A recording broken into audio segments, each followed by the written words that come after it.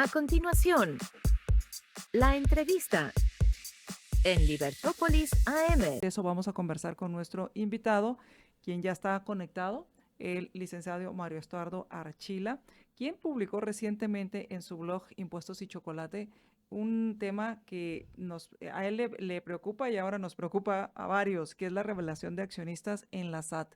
Muy buenos días, Mario, ¿cómo estás? Bienvenido. ¿Qué tal? ¿Qué tal? Un gusto estar aquí con ustedes nuevamente en la misma semana. Me siento As- honrado. Así es. Muchas gracias por estar con nosotros. Cuéntanos acerca de este post que publicaste en tu blog con respecto a la revelación de accionistas en la SAT y qué es lo que te preocupa. Bien, pues, ¿se acuerdan que salió una ley ahí de un régimen especial agropecuario Ujú. y la noticia fue el régimen agropecuario? Y este tenía eh, una modificación al Código Tributario que va directamente al artículo que se refiere a los datos que hay que proporcionarle a la Administración Tributaria, a SAT, para inscribirse cuando uno tiene su NIT y todos los años que hay que actualizar.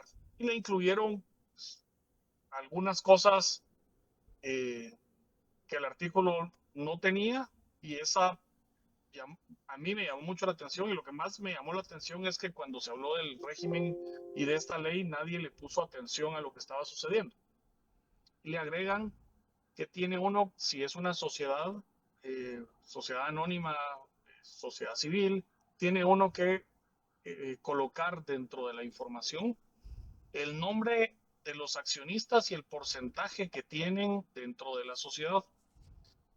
Eh, Razones y excusas y las ideas atrás de pedir esta información pueden ser muchas, pero el, vamos, a mí me preocupa un tema puramente de principio constitucional jurídico y me preocupa un tema práctico por el país en el que vivimos. Nuestra constitución dice que la administración tributaria tiene posibilidad de acceder a los libros y registros que se refieren a actos vinculados con generación de tributos. Y el ser accionista o el ser socio en una sociedad no tiene por sí mismo ninguna relación tributaria. El hecho de que yo tenga acciones en una sociedad no tiene ninguna relación tributaria. La tendrá en algún momento si cobro utilidades o dividendos y que nuestro régimen legal permite que sea un tercero el que los cobre por diferentes razones. Entonces, la identidad del accionista tampoco es relevante eh, por el simple hecho de serlo.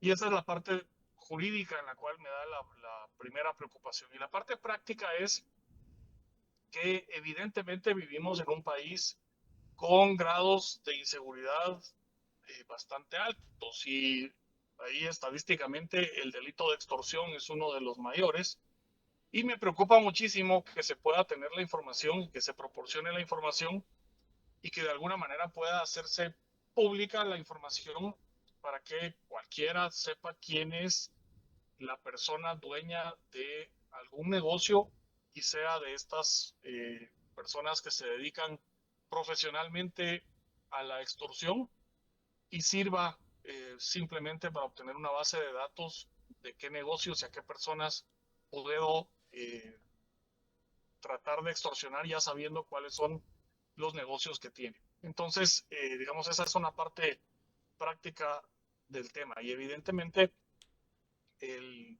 ese nivel de extorsiones y demás pudiera verse aumentado, el, aún pensando que la administración tributaria no va a ser público y va a tomar todas las medidas necesarias para resguardar esa información. Vivimos en un mundo en el cual los hackers pueden hacer muchas cosas y esa información también salir.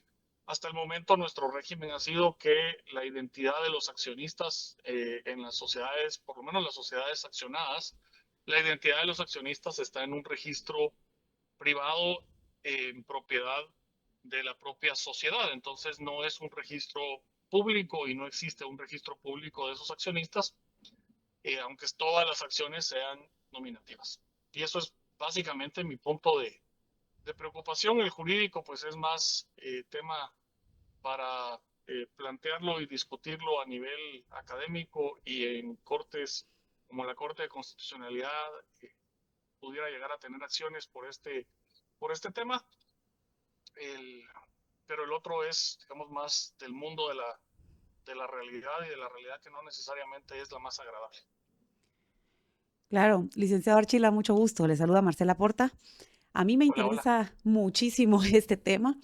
Yo soy de los ahorcados, o sea, de los que está tratando que una empresa salga adelante y quiero solamente ampliar un poco la información desde el guatemalteco que intenta poner un negocio y que el negocio funcione.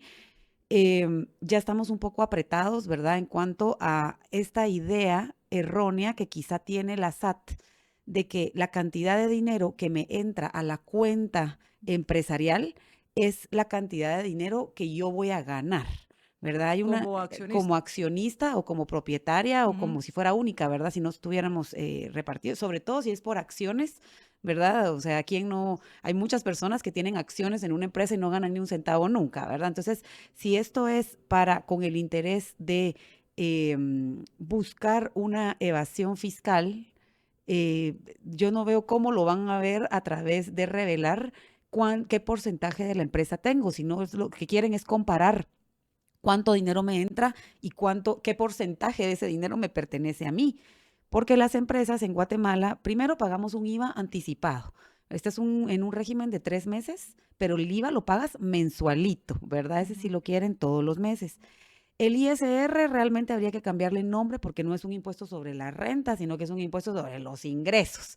De lo que te entra hay que sacarle el O, porcentaje y ahí lo y pagas. el otro sobre presuntas rentas, porque a final de año no sabes cómo te va. Pero Exactamente, porque hay clientes que pagan a 30 días, a 60 días, y entonces tú estás ahí intentando tener un flujo de caja, un flujo de efectivo que te permita pagarle a tus proveedores, pagarle a tus empleados, y muchas veces no te alcanza. Entonces el hecho de que yo tenga 50% de acciones en una empresa y que la empresa vaya intentando respirar, ujú. no significa que haya un enriquecimiento y eso se demuestra a través de los mecanismos que ya existen, ¿verdad? Como bien lo dijo el licenciado, ya tenemos información confidencial la documentación de las empresas y si llega una auditoría, pues yo puedo demostrar que todo ese dinero que me entró no me quedó ni un centavo, ¿verdad?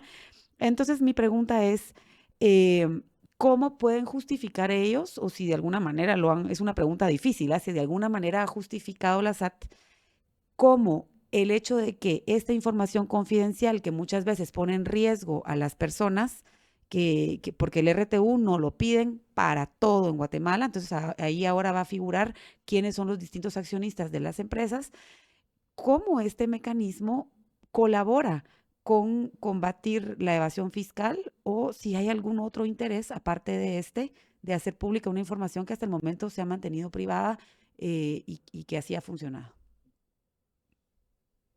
La verdad, yo he visto desde hace algunos años que han querido tener esa información y han hecho, en momentos de auditoría, han hecho requerimientos específicos para proporcionar el nombre de los accionistas. Y siempre me han preguntado cuál es el punto en pedirlos, porque, de nuevo, si yo no decreté dividendos en ese periodo en específico, no tengo por qué haberle pagado a los accionistas esos dividendos. Entonces, la identidad del accionista no es relevante. Adicionalmente, de nuevo, yo puedo tener cierto tipo de contratos que los accionistas pueden hacer y uno de ellos puede ser propiamente dar sus acciones como garantía para efectos de obtener un crédito, ya que están esperando en algún momento tener dividendos y entonces un banco es el que va a cobrar los dividendos en virtud de ese crédito, esa cesión eh, como tal y no es el accionista. Entonces lo que me sirve es la identidad de quien cobra los dividendos para determinar si pagó efectivamente los impuestos que le correspondían. Eh, Pudiera haber algunas otras relaciones ahí entre la persona y la sociedad que impliquen pagos de impuestos, pudiera, pero dentro de una auditoría en específico, el entorno de esa compañía como tal pudiera darme los elementos, pero tener la información de manera general no he logrado entender por qué. Aquí el artículo de nuevo está dentro de unas modificaciones para el régimen agropecuario que tenía, pues tiene un par de sorpresas, esta no es la única.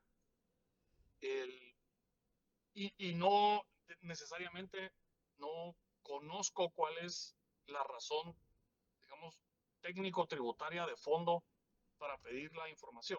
Se ha hablado mucho de que es por transparencia y que es para efectos de evitar transacciones que están más dentro del ámbito del lavado de dinero, pero eso no debería ser un tema que la administración tributaria esté buscando resolver. No le corresponde a la administración tributaria investigar y perseguir lavado de dinero, eso le corresponde a otras instituciones. Entonces, a mí no me queda del todo claro cuál es la razón, de nuevo técnico, jurídico, tributaria, para pedir esa información de entrada. Me puedo imaginar escenarios en los cuales esa información puede ser relevante dentro de una auditoría en específico, donde sí existen movimientos de dinero que tienen que ser validados dentro de esas facultades de verificar el cumplimiento estricto de la ley en materia tributaria que tiene la administración, pero no de forma general. Así que me escapa de cuál es la razón de fondo y la base específica para solicitar, si fue la administración tributaria o si se le ocurrió a alguien más poner ese artículo en esa ley. En ese sentido, Mario, lo que voy viendo entonces es, hay que, como para ir separando un poco las cosas.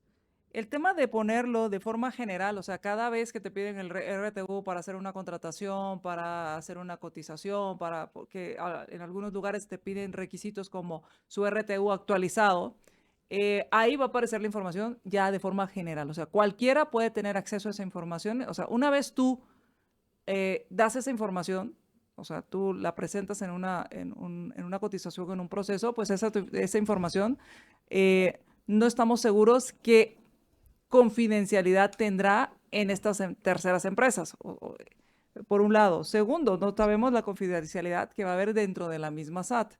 Y tercero, si esa información es relevante, sería relevante en una auditoría específica. No hay un sentido de hacerlo general. O sea, sí hay forma de saber quiénes son los accionistas de una empresa cuando estás haciendo una auditoría de forma específica.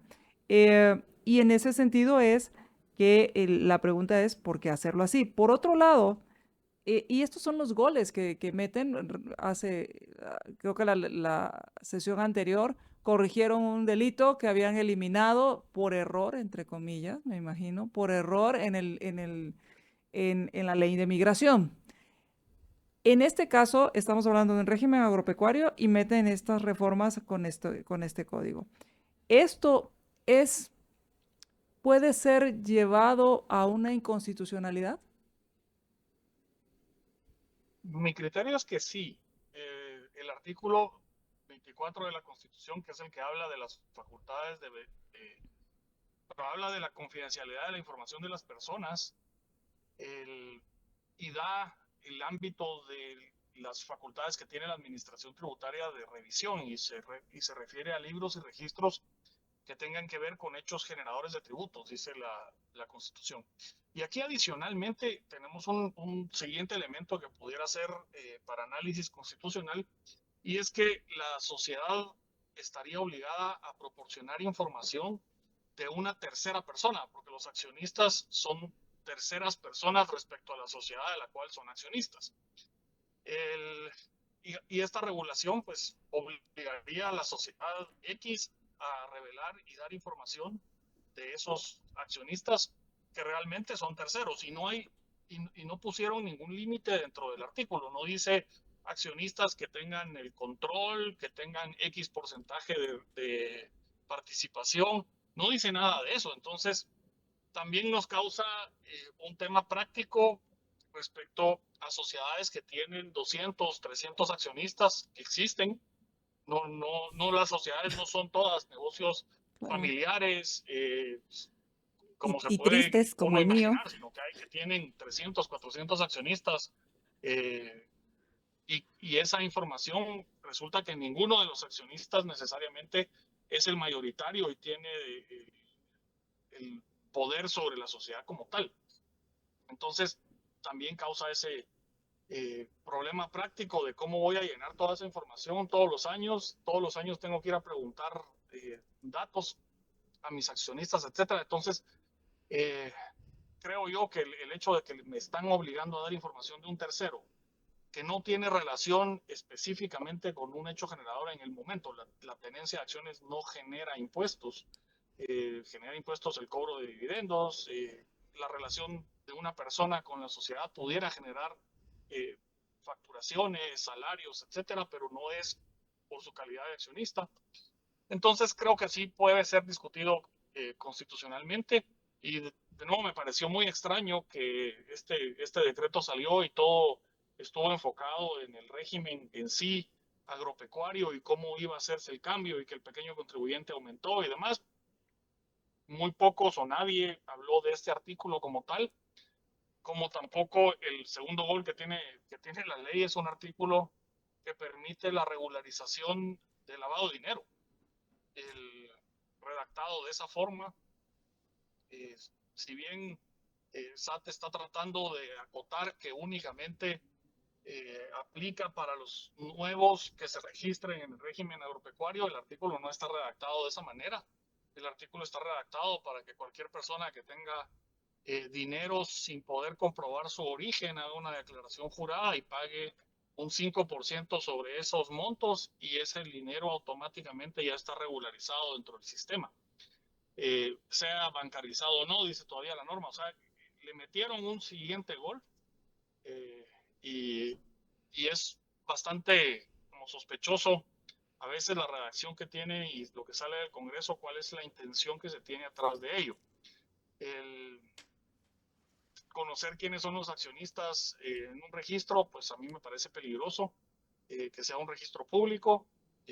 Me parece, digamos, cuestionable que me lo quieran pedir en una auditoría, aun cuando haya algún elemento ahí de auditoría, pero pudiera sí ser justificado dentro del ámbito constitucional.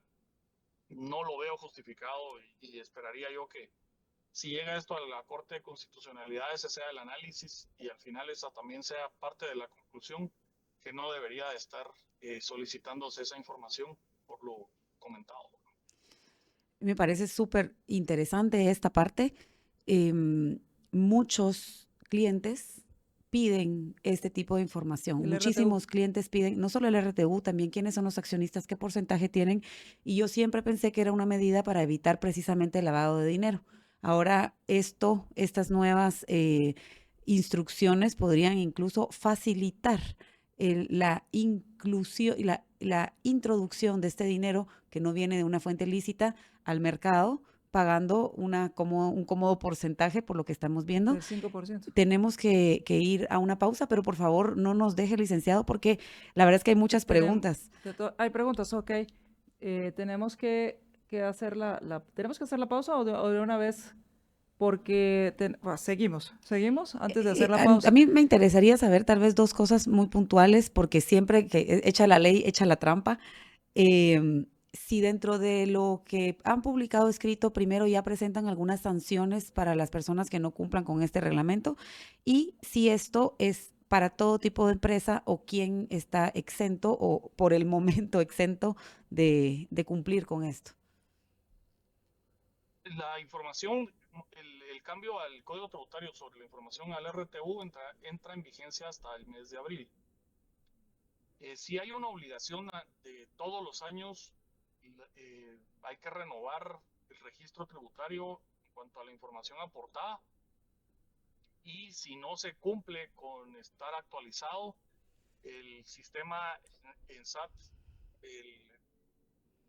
sí lo reporta de manera inmediata. Hay una sanción por no actualizar datos, y puede haber una sanción de suspensión del NIT en ciertas circunstancias y con ciertos elementos que también está incluido dentro del artículo, presentar declaraciones sin gastos y sin ingresos durante 12 meses consecutivos, suspende el NIT, y así pues hay algunas, y sanciones económicas de multa por no actualizar los datos año con año.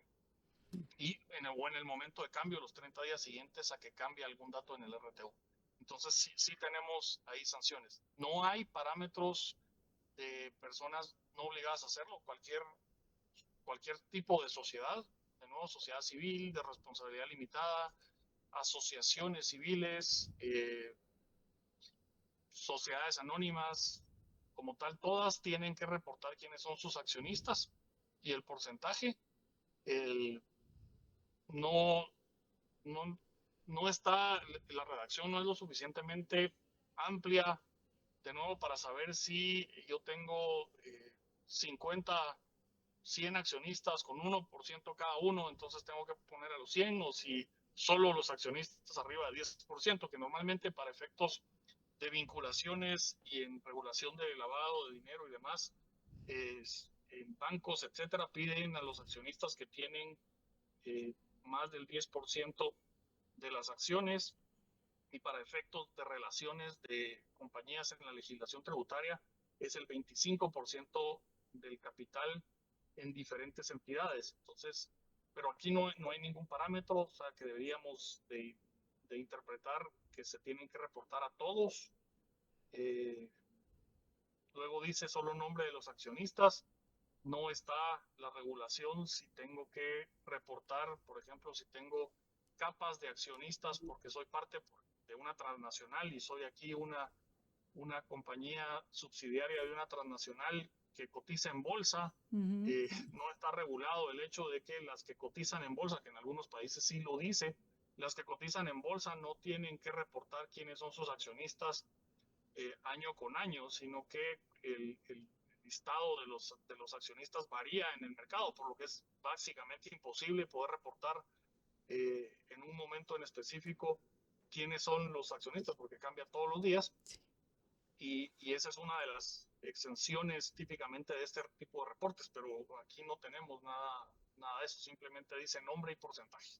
Y todo esto ustedes lo van a estar comentando mañana en un seminario que van a tener para hacer el análisis fiscal, legal, laboral, competencia, compliance, gestión y éxito. Todas las decisiones del 2025 que hay que tener en este entorno que está cambiando constantemente. Y vas a estar ahí para hablar de estos temas y más, y aprovechar a entender toda la regulación que está habiendo cambios. Sí, tenemos mañana Real Intercontinental a las 7:30 de la mañana. Iniciamos con nuestros queridos amigos de Accountax y con Heidi Trampé, ahí la vecina de ustedes, sobre temas fiscales, financieros, contables, competencia laborales, y cómo todo esto está ya siendo manejado con inteligencia artificial, cruces de información, y está permitiendo en algunos casos pues conclusiones interesantes respecto a lo que las personas hacen en los negocios, y en otros, que es la parte, digamos, que puede preocupar, es conclusiones no necesariamente correctas de lo que está sucediendo, y al momento de llegar a esas conclusiones uno tiene que estar listo para poder explicar cuál es la conclusión correcta ante los ojos de una autoridad que pudo haber visto parcialmente la información. Y eso es un poco lo que vamos a hablar mañana. Excelente, así que para quienes estén interesados, pueden escribir a dana.abet@countax.gt o también al teléfono 5985 268. 5985-268. Mañana estarán hablando de todos de estos temas que hay que tomar en cuenta desde el punto fiscal, el tema legal, como cosas que no tienen que ver realmente con pago de impuestos, sino con, por ejemplo, temas como RTU, el tema de la actualización del NIT, y temas laborales. Así que, como por ejemplo, que tiene que presentar su informe estadístico de empleador. Y si no, hay multas, entre otras cosas. Así que vamos a, pues gracias por haber estado hoy con nosotros, Mario, y por estar siempre atento, de lo que está sucediendo y darnos esa voz de alerta. No, un gran gusto y espero que sea útil haber compartido esta preocupación con ustedes y con todos ahí los seguidores de Libertópolis, y cualquier cambio ahí les estaré comentando. Muchísimas Muchísimas gracias. gracias. Seguro volveremos a tocar el tema porque tiene muchísimo para desarrollar.